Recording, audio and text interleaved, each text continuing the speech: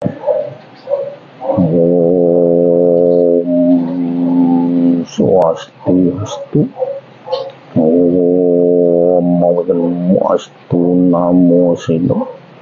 Rahayu Sagung Dumadi. Semoga semeton titiang sareng sami dalam keadaan sehat dan berbahagia. Dalam konten ini, saya akan lagi melanjutkan kembali menjelaskan tentang 5 dasar kepercayaan ajaran agama Hindu yang disebut dengan Pancasrada. Di antaranya tentang karma pala. Dalam konten pada sesi pertama, Titiang sudah menjelaskan tentang tubuhnya karma itu yang menjadi pusat penderitaan yang disebabkan oleh pikiran. Karena pikiran inilah yang memperbudak dan menjajah jiwa kita ini, yang akan menimbulkan suatu kesengsaraan. Inilah hidadane. Karena pikiranlah semua itu menjadi suatu penderitaan kita. Karena pikiran yang berlebihan yang menyebabkan suatu kesengsaraan dalam hidup kita ini. Itulah perlunya ada pengendalian bagaimana cara prosesnya itu untuk menjadi suatu karma yang baik itu. Dalam teks Sarasa Muscaya menyebutkan, oleh karena pikiran inilah merupakan asal mula nafsu dan asal timbulnya perbuatan baik dan buruk. Karena gerak pikiran itulah yang berkeliaran ke sana kemari dan banyak yang diingin-inginkannya serta mempunyai banyak tujuan sehingga menimbulkan wujud kecemasan dalam hidup ini. Maka dari itu diperlukan sekali pengendalian pikiran. Maka dari itu makanya pengendalian itu yang perlu kita perbuat dalam menjalankan kehidupan ini untuk mengendalikan pikiran kita. Inilah hidadane semeton titiang sareng sami. Perlu dalam pengendalian hidadane. Bagaimana cara mengendalikan sekarang? Perbuatan-perbuatan buruk itu, pikiran-pikiran yang jahat itu, bagaimana cara mengendalikan sekarang untuk mencapai tujuan hidup, mencari suatu kebenaran, membuat karma baik dalam hidup ini. Nah, sekarang saya akan mencontohkan perbuatan baik ini untuk menjadi kesempurnaan, untuk menjadi suatu kebenaran hidup. Biar idedane cepat mengerti, idedane cepat memahami tentang kebenaran itu. Nah, sekarang saya ceritakan. Saya contohkan seperti kuda yang menarik delman. Kuda saya simbolkan sebagai pikiran. Delman saya simbolkan adalah tubuh kita. Nah, disinilah pikiran akan menarik tubuh kita. Kuda ini akan menarik delman ini. Nah, di dalam perjalanan delman ini, kuda itu berisi tali. Namanya tali kendali. Seperti spiritualnya adalah kundalini. Nah, di dalam delman ini ada kusir. Kusir itu adalah kesadaran. Dan delman ini ada penumpangnya, yaitu Sang Hyang Atma. Nah, disinilah kuda disimbolkan pikiran. Tubuh ini disimbolkan delman. Kusir itu adalah kesadaran. Dan penumpang di dalam delman itu adalah Sang Hyang Atma. Nah, disinilah kesadaran kusir ini akan mengantarkan Sang Hyang Atma menuju tujuan yang dia ingini. Disinilah perlu pengendalian, bahwa tugas berat kesadaran ini mengendalikan kuda ini, mengantar Sang Hyang Atma menuju ke tujuannya. Disinilah kusir melaksanakan suatu tugas, mengarahkan jalan kuda untuk menjadi suatu kebenaran. Karena kuda itulah simbol pikiran-pikiran yang saya ceritakan di Seramus Cahaya tadi. Yang pikiran kesana kemari, banyak tujuan, banyak pikiran itu berkeliaran yang tidak terarah, karena kuda disimbolkan suatu kekuatan. Kekuatan itulah pikiran itu yang menyebabkan kita menjadi kesengsaraan. Disinilah delman ini bergerak mengikuti nanti kuda itu. Semakin cepat kuda itu bergerak, roda delman itu akan berputar cepat. Apabila kuda itu berjalan pelan-pelan, roda delman ini akan jalannya pelan-pelan juga. Disinilah delman ini mengikuti kaki kuda, mengikuti pikiran. Nah, di dalam perjalanan sekarang ini kuda mengantarkan, menarik delman ini mengantarkan Sang Hyang Atma. Kuda ini larinya kencang. Apabila di mana perjalanan kuda ini melenceng ke kiri, Sang kusir kesadaran dia menarik tali ini akan ke kanan biar bisa lurus jalan kudanya lagi. Bila mana kuda itu lari ke kiri, sang kusir akan menarik tali kendali ini ke kanan biar bisa dia lurus jalannya ini. Inilah perlu kesadaran sang kusir ini sebagai pengendali larinya kuda ini.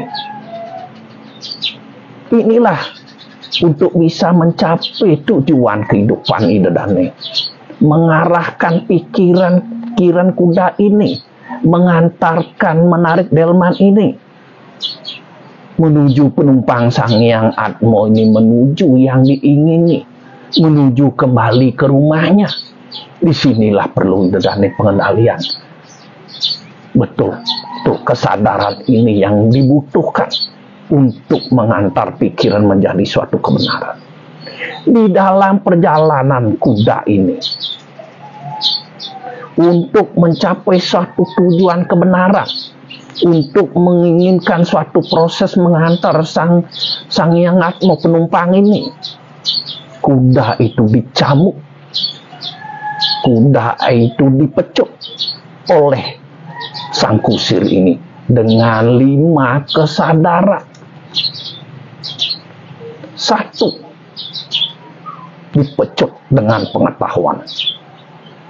2, dipecut dengan cinta.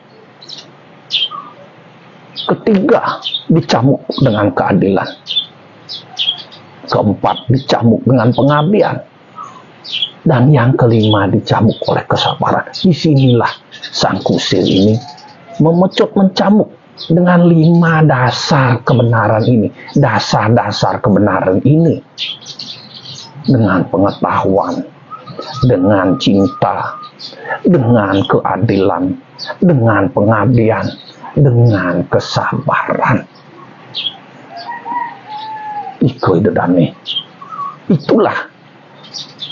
Nah, setelah sampainya pada tujuannya, menuju tempatnya yang dituju oleh Sang Hyang Atma penumpang di delman ini, kesadaran ini akan mengerim untuk menuju yang tepat. Ditarik kedua tali kendali ini, berhenti pasti kuda itu, dan tercapailah tujuan penumpang itu dengan selamat menuju tempat yang dituju, yaitu kembali ke Brahman.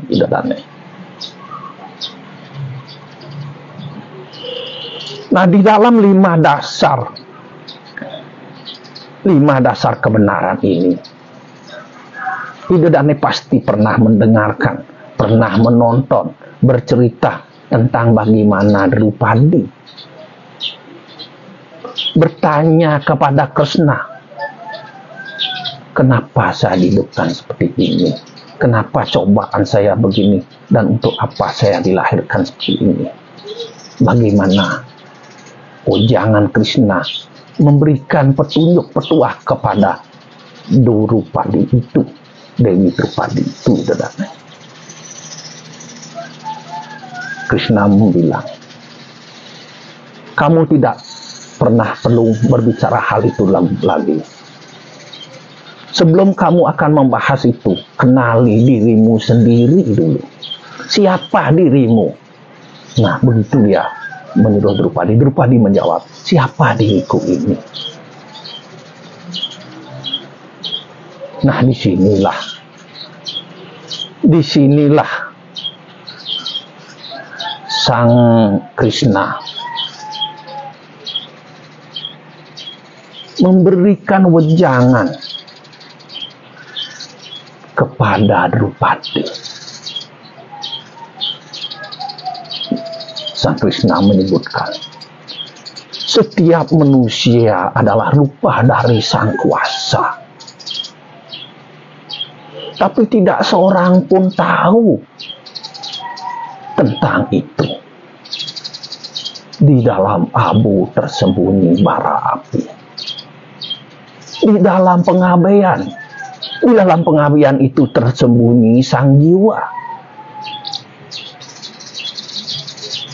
Kita ingin orang lain memberitahu kita siapa dan apa. Tapi orang lain tidak akan juga bisa memberitahu karena dikelilingi oleh pengabaian atas diri mereka sendiri.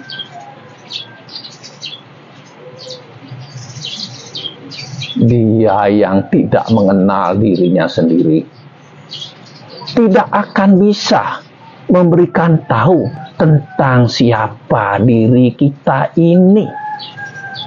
Disinilah Drupadi menanyakan, kalau begitu bagaimana caranya untuk mengetahui diri saya sendiri, mengetahui diri ini? Bagaimana? Krishna memberitahu Drupadi, sebelum kamu mengenal dirimu sendiri, kamu harus belajar 5 dasar kebenaran ini. Sebelum kamu mengetahui kebenaran sejati.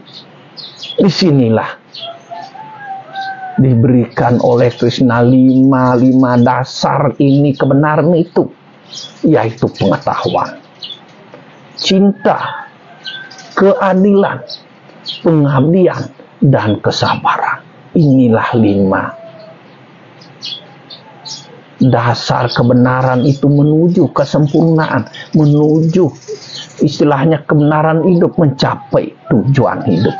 Itulah makanya di dalam cerita tadi, kuda itu dipecut oleh sang kusir itu dengan 5 kesadaran. Disinilah kita biar mengerti, dengan pengetahuan. Dengan pengetahuan kita belajar dengan Weda, belajar dengan sastra-sastra kesucian, belajar kita dengan buku-buku Upanishad, segala buku kebenaran ajaran agama, dan belajar pada Sang Maha Guru yang telah memberikan suatu tuntunan dalam kehidupan kita ini. Dengan cara pengetahuan perlu. Dengan cinta juga. Kita lahir ini adalah dari cinta. Cinta dari seorang bapak dan ibu. Bagaimana pertemuan rasa cintanya menumbuhkan kita ini. Tuhan menciptakan alam semesta dengan kasih sayang, cinta dengan semua jagat niki. Makanya Tuhan dibilang adalah Maha Pengasih dan Maha Penyayang. Tidak ada Tuhan menghukum, tidak ada Tuhan menyalahkan, tidak pernah Tuhan akan memberikan yang terburuk. Karena kitalah, dari pikiran kita yang membuat buruk itu, dan pikiran kita yang merusak jalan hidup kita. Oleh itu Tuhan adalah cinta kasih, rasa sayang, olas asih, pengampun. Karena kita, pikiran kita inilah yang membuat suatu karma hidup, yang membuat kita sengsara. Nah, keadilan sekarang, keadilan dia dedani, biar tahu mana yang salah dan benar. Bisa memberikan suatu keadilan, yang salah akan disalahkan, yang benar akan dibenarkan. Beri suatu tuntunan jalan keadilan yang benar. Adil dalam hidup ini akan menjadi suatu kebahagiaan. Sifat, pikiran, perbuatan untuk menuntut suatu keadilan hidup. Itu menjadi suatu mencari ketenangan hidup idadane. Nah, pengabdian lagi. Pengabdian ini adalah kita mengabdi kepada kebenaran, kepada ide Sang Hyang Widi, kepada leluhur, kepada orang tua, kepada perjalanan hidup ini mengabdi. Pengabdian kita dengan panca sembah sudah suatu pengabdian. Ngabdi kita kepada Ida Bata Surya, kepada jagat sami dan semua dengan panca sembah itu adalah suatu pengabdian idadane. Dengan cara sembahyang pun, dengan panca sembah pun itulah suatu pengabdian. Apalagi melakukan yajna, pengabdian kita itu melakukan istilahnya yajna, korban suci, melakukan perjalanan suci, itulah namanya kita pengabdian, berbakti mencarikan suatu kebenaran hidup. Nah, yang namanya kesabaran dan inilah perlunya kesabaran hati dadane. Pengendalian diri karena pikiran dan karena cinta, keadilan, pengetahuan itulah membuat kita sabar. Bagaimana kita belajar sabar, terutama dengan cara pengendalian pikiran dadane.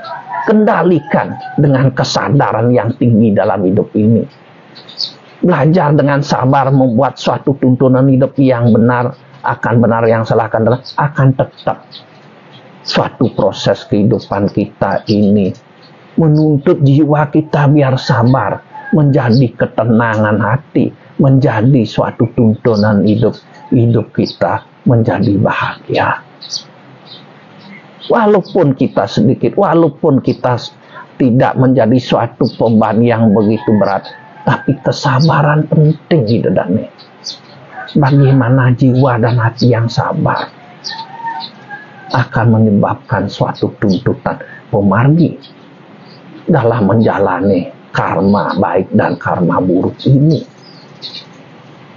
Kita akan menerima idadane karma baik dan karma buruk apabila kita berbuat, melakukan 5 dasar kebenaran itu menjadi suatu kebaikan, menjadi karma yang baik.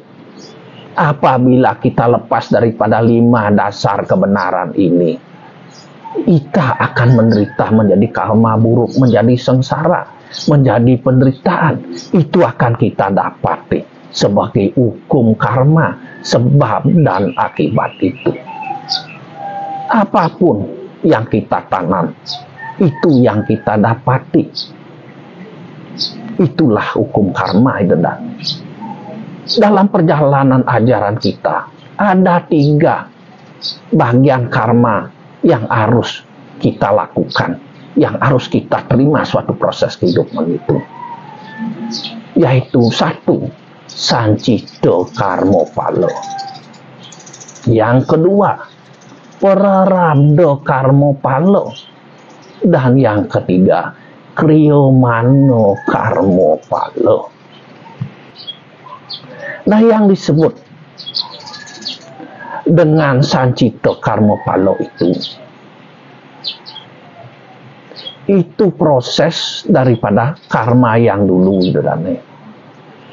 Karma yang dulu belum sempat dinikmati dan harus dinikmati dalam kehidupan sekarang ini. Bagaimana prosesnya itu? Itu mungguh juga di dalam Saramuscaya, Idodane. Sesungguhnya hidup manusia di dunia ini adalah sebagai wali waris, Idodane. Sebagai wali waris dari karmanya. Artinya dari hidup ini, baik buruk perbuatan pasti akan diterima. Pada hakikatnya kita ini terikat oleh baik buruknya karma perbuatan itu. Tegasnya ialah kita semua dikuasai oleh perbuatan kita terdahulu dan kita terima dalam kehidupan sekarang. Inilah yang namanya sancita karma palo.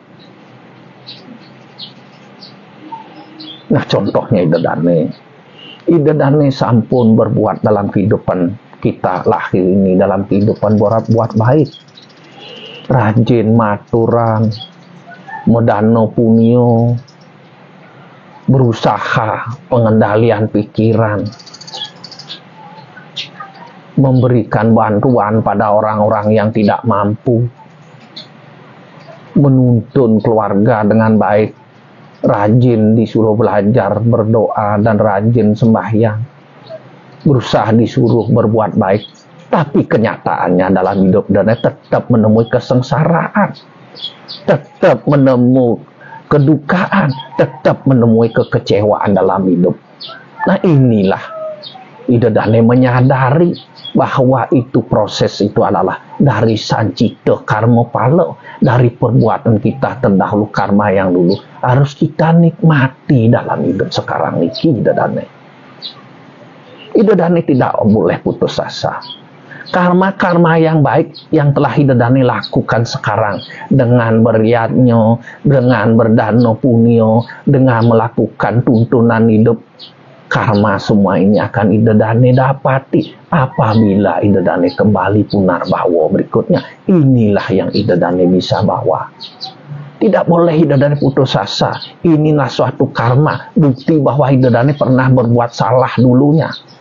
Terima semua Idodane. Inilah suatu perbuatan kita untuk belajar lebih baik lagi untuk kedepannya. Itu sancita. Kalau prarabdha karma palo, hasil perbuatan yang sekarang. Dan sekarang pun bisa diterima sesuai dengan karma, sesuai dengan menjalani suatu proses mengikuti hidup dan segala pikiran kita ini. Dalam teks Saramuscaya menyebutkan, apapun yang ditanam mustahilkan daripada akan tumbuhnya berbeda. Apapun yang ditanam itu akan yang diterima. Demikian pula lah karma purwa karma itu akan didapati dan diikuti sesuai karmanya sekarang. Dalam hidupnya sekarang ini pun ia temui karma itu. Contohnya Idodane belum bisa mengendalikan pikiran. Belum ada kesadaran hidup Idodane. Weweke mana yang boleh dan mana tidak. Bagaimana hasil akibatnya. Tidak menyadari karma pala sebab dan akibat itu. Karena pikiran Idodane inilah yang saya jelaskan. Yang membuat tekanan, yang membuat perintah, membuat keburukan itu.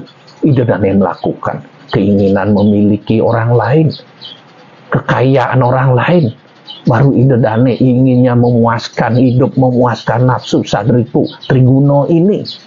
Idodane mencuri kepunyaan orang lain. Dan Idodane melakukan kesalahan-kesalahan. Mempunyai utang dikejar oleh orang. Meminjam rengkar orang ini. Idodane gadekan. Dan Idodane cepat tersinggung. Apabila di sini sedikit diberikan tahu Idodane marah dan memukul orang dengan kekerasan. Ini akan menimbulkan suatu akibat. Nah, apabila proses hidup karma yang Idodane harus temui, harus Idodane terima dalam prarabdha karma palo ini, Idodane akan berurusan dengan hukum. Di sanalah idedane akan menderita. Idedane akan dihukum. Idedane akan dipenjara.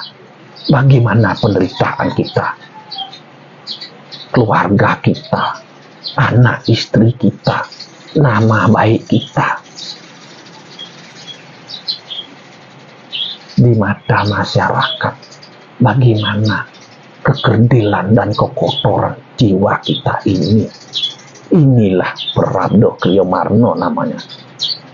Prarabdha inilah yang menyebabkan kita hukuman yang kita dapati hari ini. Harus kita terima penderitaan-penderitaan itu karena pengendalian dengan pikiran kita yang terlalu dicekoki sebagai budak. Kita itu terus menjadi sebab pikiran kita. Karena pikiran menjajah kita yang menyebabkan kita berbuat seperti itu tanpa ada pengendalian, tanpa ada kesadaran di dalamnya. Nah, lagi satu, yaitu Kriya Mano Karma Pala. Kriya Mano Karma Pala adalah hasil perbuatan yang sekarang yang belum sempat dinikmati dan harus dinikmati dalam kehidupan yang akan datang. Inilah yang namanya Kriya Mano Karma Pala. Dalam teks Sarasa Muscaya menyebutkan, orang yang curang terhadap harta benda orang lain, dalam kehidupannya dia akan menjelma nanti akan datang menjadi orang miskin. Orang yang penjelmaannya melakukan pembunuhan, ia akan mati terbunuh dalam penjelmaan berikutnya. Singkatnya, bibit perbuatan sekarang yang ditanam akan diterima hasil perbuatan di kemudian hari. Itulah di Sarasa Muscaya menyebutkan dari Kriya Mano Karma Pala itu. Nah, contohnya idedane. Di dalam kehidupan sekarang ini, idedane berusaha berbuat tidak bagus, curang kepada harta benda orang lain dengan cara menipu, dengan cara korupsi, dengan cara mengakali segala cara untuk idedane memperkaya diri, untuk kebahagiaan idedane dengan mengorbankan orang lain. Terhadap harta benda orang lain ini, di satu saat idedane akan lahir sekali menjadi orang miskin idedane. Dan lagi satu, apabila dalam hidup sekarang ini melakukan pembunuhan, walaupun tidak orang lain tahu, siapapun tidak tahu, hukum pun dengan kepolisian tidak tahu, idedane aman-aman saja dan tidak diketahui oleh siapapun. Tapi di kelahiran idedane nanti, idedane akan terbunuh juga, sama akan dibunuh, tapi cara yang berbeda. Itulah suatu proses will karma dalam hidup itu. Itulah karma Kriya Mano. Dalam teks Tabur Tumai, di dalam kehidupan itu, apapun yang kau tanam, itu yang kau dapati. Jangan kamu berharap memetik bunga yang wangi, sedangkan yang kamu tanam adalah bunga bangkai. Itulah idedane.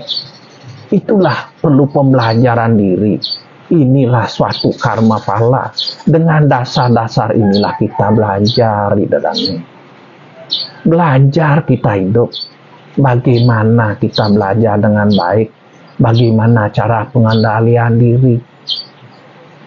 Dengan dasar 5 dasar kebenaran itulah sebagai tuntunan hidup idedane. Dalam teks Sarasa Muscaya juga menyebutkan, Berhentilah berpikir berlebihan. Sepotong besi akan rusak karena karatnya sendiri. Jangan biarkan dirimu rusak dengan pikiran kamu. Sendiri yang tak usah terlalu mencemaskan dalam hidup ini. Cerita hidup kamu sendiri sudah tertulis oleh suatu perbuatan karmaimu sendiri. Suatu nanti kamu akan tahu hasil karmamu setelah kamu mengalami punarbawa. Nah, begitulah diri tek saramu saya. Berhentilah berpikir berlebihan di dedane. Jangan berharap terlalu tamak, terlalu berlebihan. Bagaimanapun kokoh hidup ini, kalau tanpa pengendalian akan hancur dan sengsara. Itulah diberikan sepotong besi yang kuat di dedane. Sepotong besi yang kuat akan rusak karena karatnya sendiri. Karena itulah diberitahu, jangan biarkan dirimu rusak karena pikirmu sendiri. Nah, karena cerita hidup itu tertulis oleh perbuatan karma kamu sendiri. Nah, disinilah ada cerita nanti tersimpan dalam diri ide dane. Cerita hidup, kitab hidup ide dane, cerita hidupnya ide dane sudah simpan di dalam diri ini sebagai karma ide dane. Apabila ide dane nanti lahir kembali, ide dane akan buka nanti hasil karma itu, mengalami cerita hidup di dalam saat punarbawa ide dane. Nah, sapunika dumun semeton titiang sareng sami.